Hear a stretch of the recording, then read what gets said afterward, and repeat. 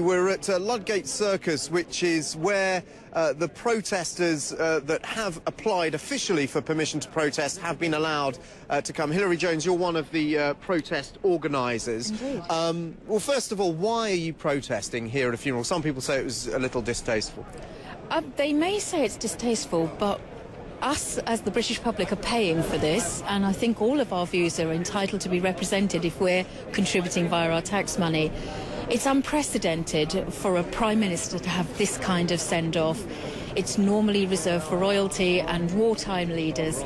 So if they have chosen to put this whole thing in the public arena, then they have to open themselves up to those of us who still to this day feel disgusted at the Thatcher legacy. OK, a lot of people watching won't know what the Thatcher legacy was. They might know that she was divisive. From your perspective, why was she such a bad Prime Minister?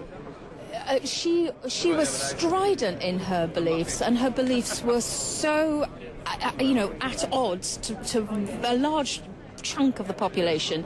She closed down manufacturing industry, she neglected and contracted our health service, she cut benefits, she internationally, that was her domestic policies, her international policies, she sent our troops to train the Khmer Rouge. They wiped out 25% of their own population. She stood beside Pinochet in Chile and his military overthrow.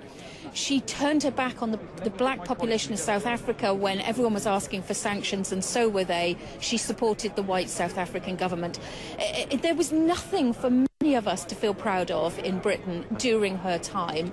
And that's why you and other protesters here are going to be turning your backs on the funeral cortege. Thank you very much. We're out of time. Of course, there will be people who disagree vehemently with that analysis of Margaret Thatcher's legacy, but there's about an hour to go now before the funeral cortege comes past, and I'd say there are probably 200, maybe 300 people here gathered who look like they're part of the protest, who say they will turn their back.